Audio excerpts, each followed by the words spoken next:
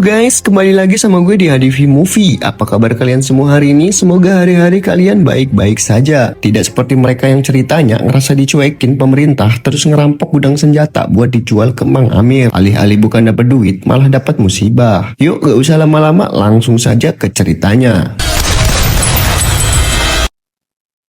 Film diawali pertunjukan kembang api tepat pada malam ulang tahun negara Amerika. Di kota Michigan yang berlatar tahun 1997, terlihat seseorang yang sedang melamun sambil mendengarkan radio. Karena sudah merasa bosan sama suara penyiarnya yang bernama Billy Host, ia pun langsung saja mematikan radio tersebut. Lalu sambil menghisap serutu bergading, dia segera bergabung di meja perencanaan untuk merencanakan suatu perampokan. Rencananya mereka akan merampok gudang senjata untuk dijual ke orang Arab yang bernama Mang Amir. Stingers, M16s, light machine guns. Setelah merasa rencana sudah matang, termasuk setelah mendapatkan uang penjualan senjata, mereka berencana akan kabur ke negara Panama. Akhirnya mereka pun segera on the way ke lokasi yang telah ditargetkan. From there, the C-130 takes us south across the border into Panama.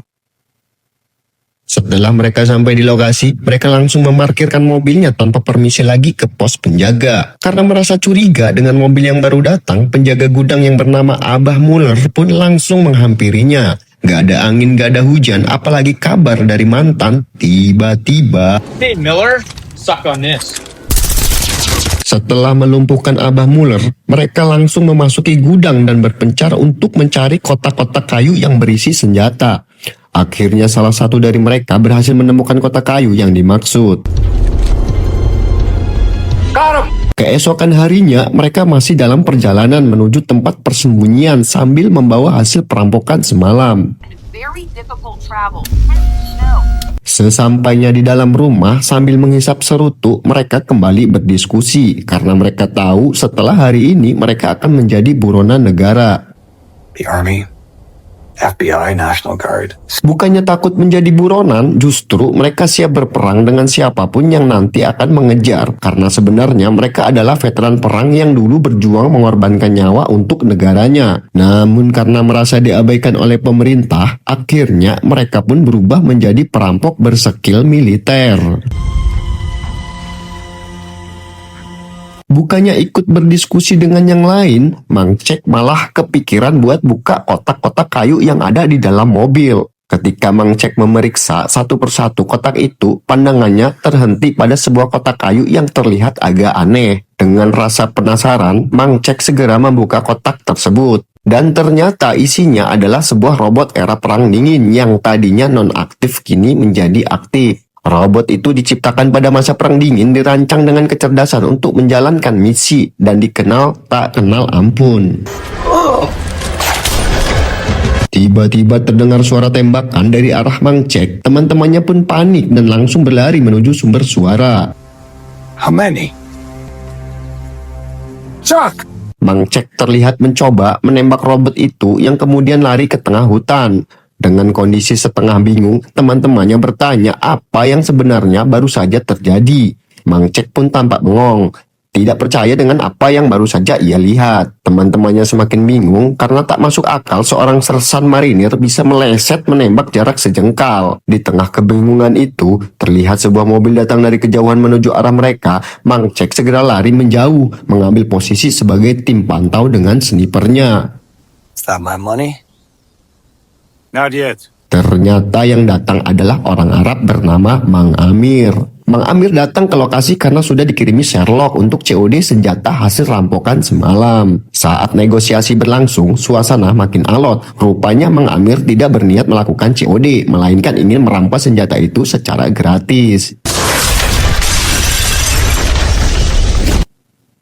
Akhirnya terjadilah baku tembak, namun karena mereka adalah mantan marinir yang berpengalaman, Mang Amir pun tewas di tempat. Satu orang anak buah Mang Amir berhasil lolos melarikan diri ke dalam hutan. Tanpa pikir panjang, mereka langsung mengejarnya tanpa ampun. Dengan lari terbirit-birit karena dikejar oleh Mang Cek dan teman-temannya, anak buah Mang Cek pun semakin jauh masuk ke dalam hutan. Namun sesampainya di tengah hutan, ia sekilas melihat sesuatu yang melintas. Di sisi lain, Om John dan Mang Cek tolah-toleh ke kanan dan ke kiri mencari Om Gendon, anak buah Mang Amir tersebut. Merasa ada yang mengintai, Om Gendon pun bersiap siaga dengan senjatanya. Namun malangnya ia tersandung ranting pepohonan yang menyebabkan dirinya terjungkal dan sungguh malang nasib Om Gendon yang akhirnya modar di tangan robot Armet secara mengenaskan. Mendengar teriakan Om Gendon tadi, Om John dan rekan-rekannya segera menuju ke arah suara tersebut. Mereka pun kaget dan bingung melihat kondisi mayat Om Gendon yang begitu mengerikan. Some kind of strange weapon. Sementara itu di lokasi tempat terjadinya baku tembak, mereka berniat untuk membersihkan dan menghilangkan jejak. Namun karena dirasa sudah tidak ada waktu lagi, akhirnya mereka pun pergi dan meninggalkannya begitu saja. Let's move. Dalam suasana perjalanan yang awalnya terasa menyenangkan, tiba-tiba mobil mereka mogok di tengah jalan. Karena hari semakin gelap, mereka pun terpaksa melanjutkan perjalanan dengan berjalan kaki menyusuri hutan yang kian mencekam.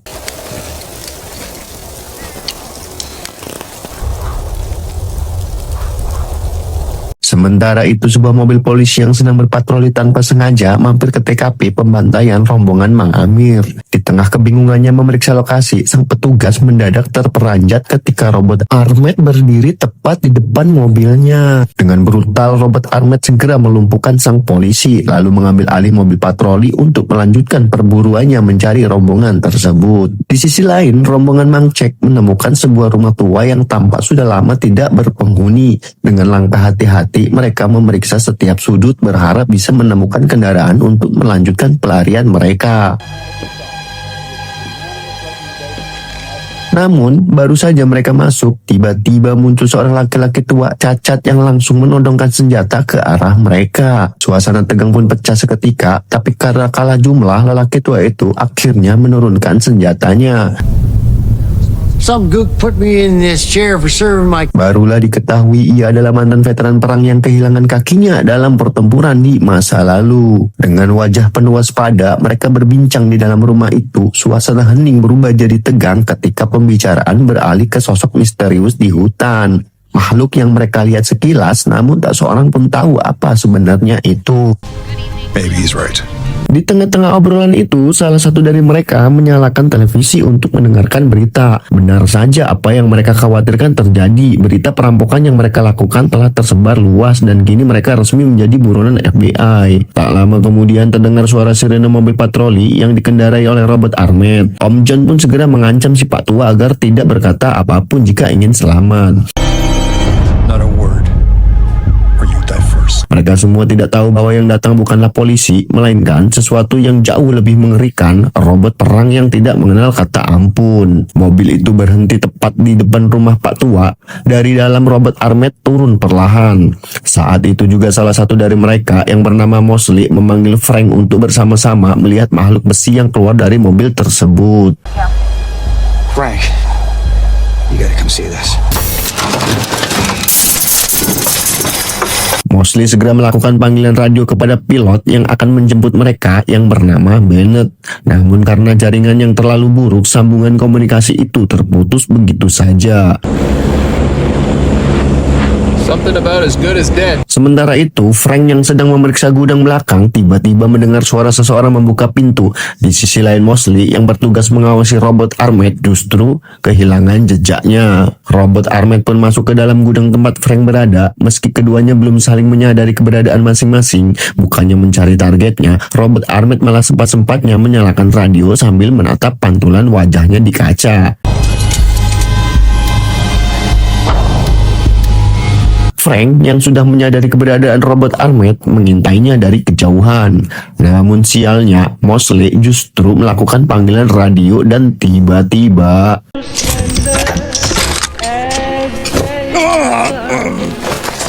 hampir saja Frank dihantarkan ke alam barzah oleh robot Armet. Untungnya Mosley segera datang dan langsung menyerang robot tersebut. Dengan berlari sambil menangis, entah karena sakit atau kesal, robot Armet segera menjauh meninggalkan mereka. Namun ternyata robot itu juga terkena tembakan di bagian dada hingga oli hidroliknya mengucur keluar.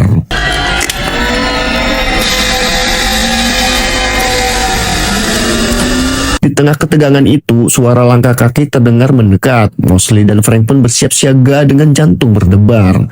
Ternyata yang datang hanyalah Mang Cek, salah satu anggota mereka. Sementara itu, robot Armet sedang memperbaiki dirinya sendiri setelah peluru Mosley berhasil menembus tubuh bajanya. Di sisi lain, Mosley dan lainnya tengah berdiskusi untuk melanjutkan perjalanan mereka menuju Panama. Namun sebagian menyarankan agar mereka pergi ke Meksiko. Ride out this storm for a few more hours. Singkat cerita, ketika Mosley kembali ke rumah lelaki tua tadi, ia mendapati orang itu telah melarikan diri. Ternyata pria tua yang mirip kakek petir itu sama sekali tidak cacat. Cerita yang ia sampaikan di awal hanyalah dusta. Dengan panik, Mosley segera memberitahu Frank tentang informasi tersebut. Terlihat kakek petir berlari terburu-buru dan segera masuk ke mobilnya untuk kabur dari tempat itu. Namun dengan sigap, Mosley berdiri di pintu keluar dan menembakkan senjatanya secara membabi buta. Tiba-tiba dari arah samping datang sebuah mesin bulldozer yang langsung menghimpit mobil kakek petir. Ternyata yang mengendarai bulldozer itu adalah robot Armet.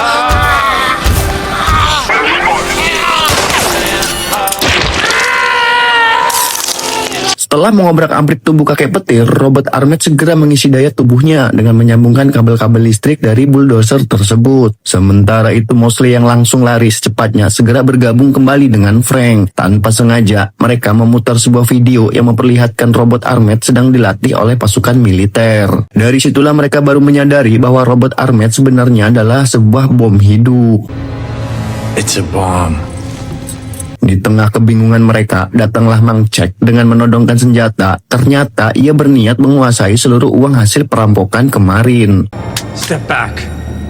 Put your guns on the floor. God damn it, Reardon. We're on the same team. And that thing is... Namun berkat ketenangan Frank, situasi berhasil diredam. Mang Cek akhirnya pergi tanpa membunuh mereka berdua, lalu segera menuju truk tempat uang hasil rampokan itu disimpan. Setelah itu, Frank dan Mosley pun berpencar untuk mencari keberadaan Mang Cek. Setelah dicari kemana-mana, ternyata Mang Cek bersembunyi di dalam gudang sambil membawa uang dan dinamitnya. Mosley dan Frank mencoba membujuknya agar mau membuka pintu dan membiarkan mereka berdua masuk. You can stay in there all night for all I care. We just want the dynamite and the money. Namun dengan keras kepala, Mang Cek menolak karena curiga bahwa Mosley dan Frank sebenarnya adalah bagian dari robot Armet itu. Beberapa saat kemudian Mang Cek akhirnya memutuskan untuk keluar dan segera berjalan menuju gudang lain. Namun sebelum itu, ia menyalakan dinamit dengan niat meledakkan dirinya bersama uang hasil curian tersebut. Right there. Chuck! That's not gonna solve anything. Dalam kepanikan, Frank dan Mosley terus membujuknya agar mengurungkan niatnya. Namun tiba-tiba...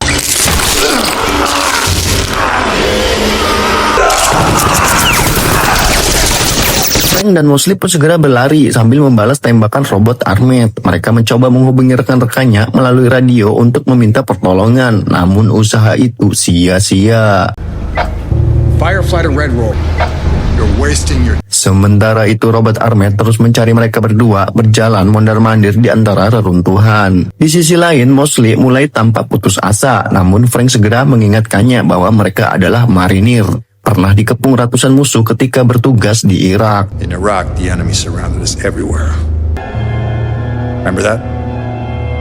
Mendengar itu semangat dan keyakinan Mosley kembali bangkit. Mereka pun segera menyusun rencana untuk menjebak robot Armet. Keduanya kembali ke lokasi tempat Mang Cek terkapar sebelumnya untuk mengambil dinamit. Sementara itu robot Armet terlihat sibuk mencari senjata yang cocok baginya hingga akhirnya ia menemukan sebuah kapak kayu dan menjadikannya sebagai senjata andalan. Frank terlihat sibuk merakit kabel untuk menyambungkan dinamit, sementara Mosley malah asik sendiri mengudut sambil melamun membayangkan janda di kampungnya. Karena mulai merasa takut dan gemetar, Mosley pun menghubungi Frank lewat radio. Namun belum sempat mereka berbicara lama, Frank tiba-tiba mendengar suara musik lagu kesukaan robot Armet.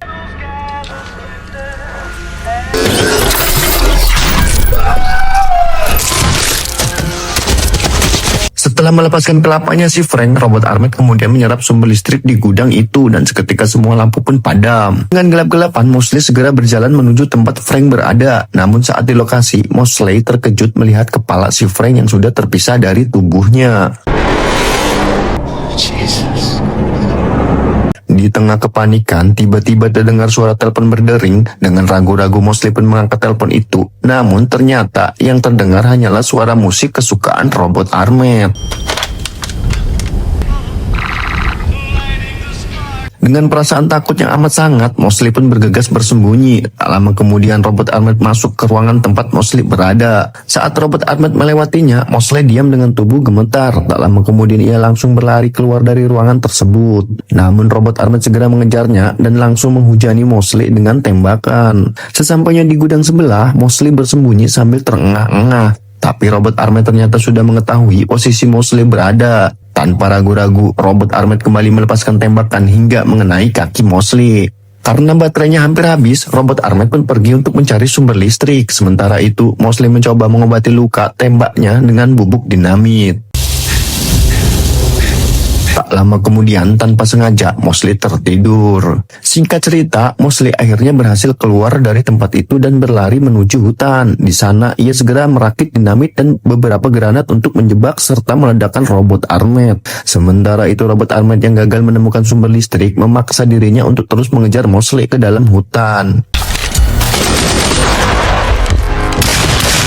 Beberapa kali sistem peringatannya aktif, melaporkan bahwa baterainya hanya tersisa 3% dan akan segera lowbat. Tiba-tiba robot Ahmed mendeteksi adanya kabel sumber listrik, padahal itu sebenarnya jebakan yang sudah disiapkan oleh Mosley. Akhirnya robot Ahmed pun hancur berkeping-keping. Dengan rasa puas dan bangga, Mosley segera pergi meninggalkan tempat itu. Namun keesokan harinya, ketika Mosley berjalan di tengah hutan, tiba-tiba datang seorang polisi untuk menangkapnya. Mosley pun dibawa ke kantor polisi untuk dimintai keterangan.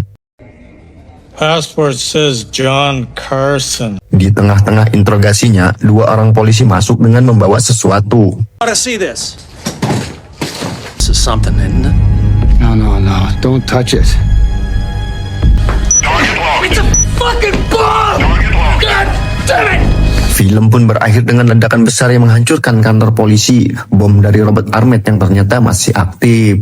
Jika kalian menyukai cerita film seperti ini, jangan lupa untuk terus support HDV Movie dengan like dan subscribe-nya. Oke guys, sehat dan sukses selalu. See you!